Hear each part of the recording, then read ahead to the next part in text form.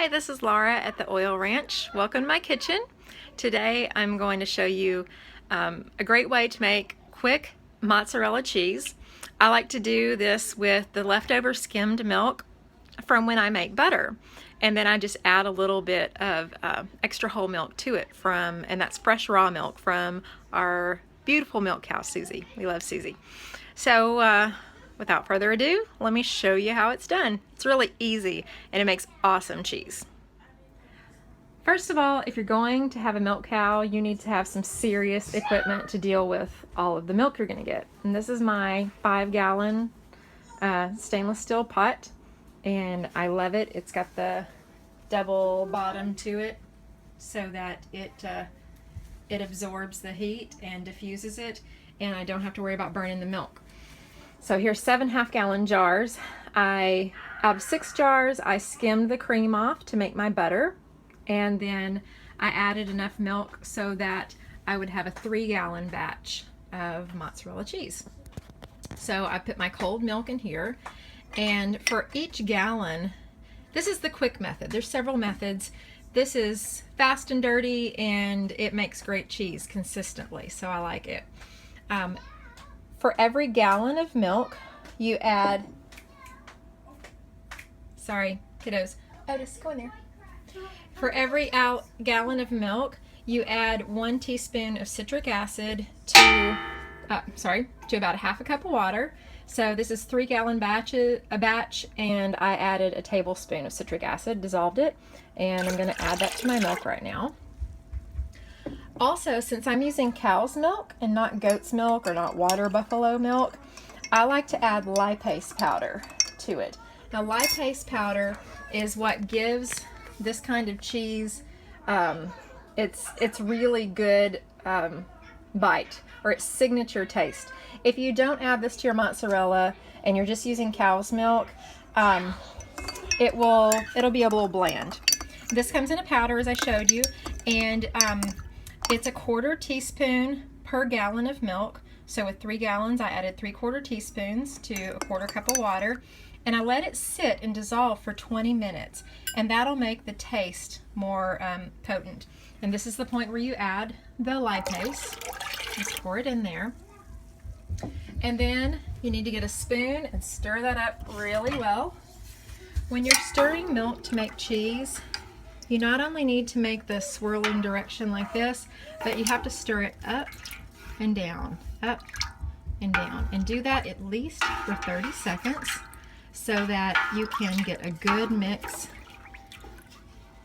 Get your acid levels even throughout the whole pot, and you can get the rennet in there.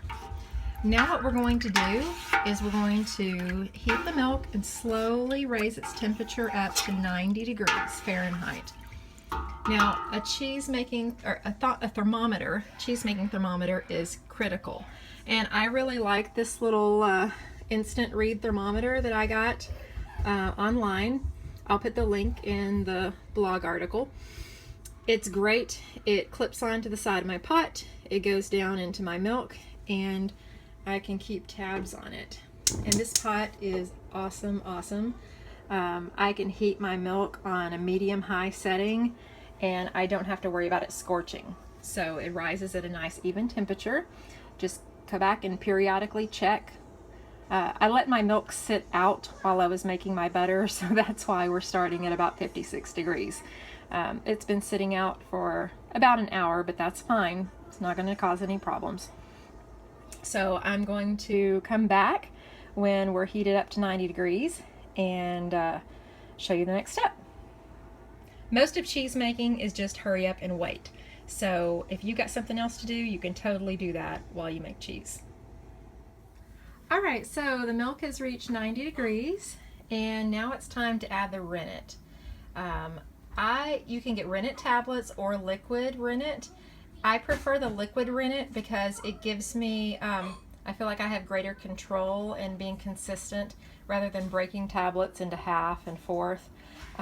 This requires, for 3 gallons, it was 3/4 teaspoon of animal rennet, and I just dissolve that and stir it up into a 1/4 cup of cool water. So it's a 1/4 teaspoon per gallon.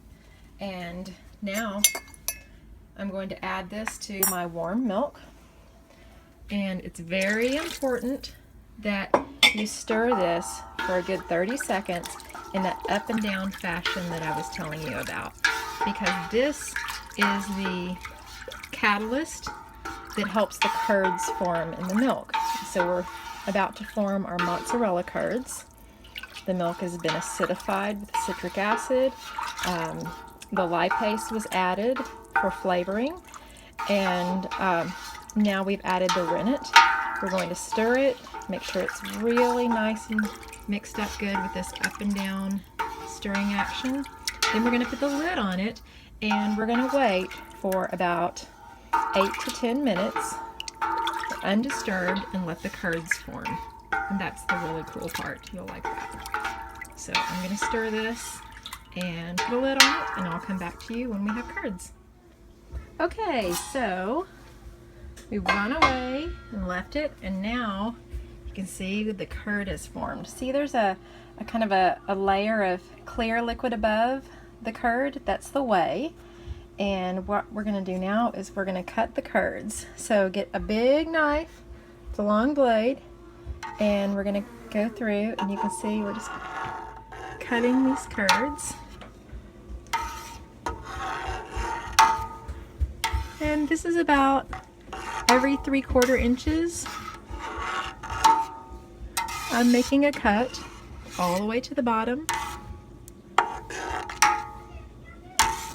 And it's not real consistent because I'm trying to hold a camera and cut the curds at the same time.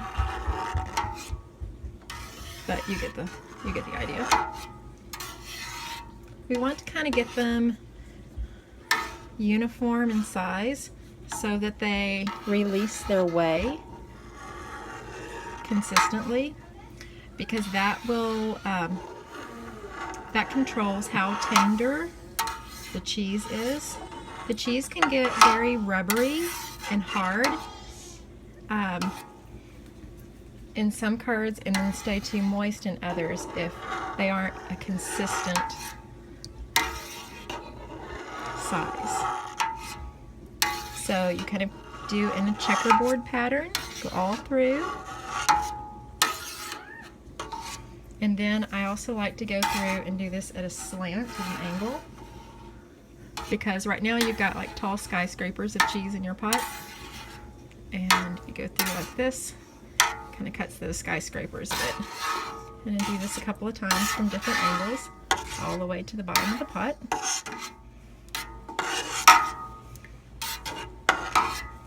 It's smelling very mozzarella-y. I don't know if that's a word, but I just made it one.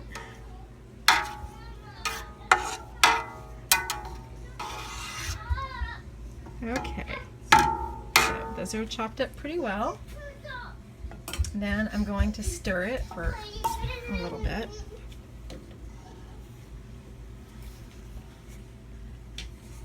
And you can see those curds floating up in there.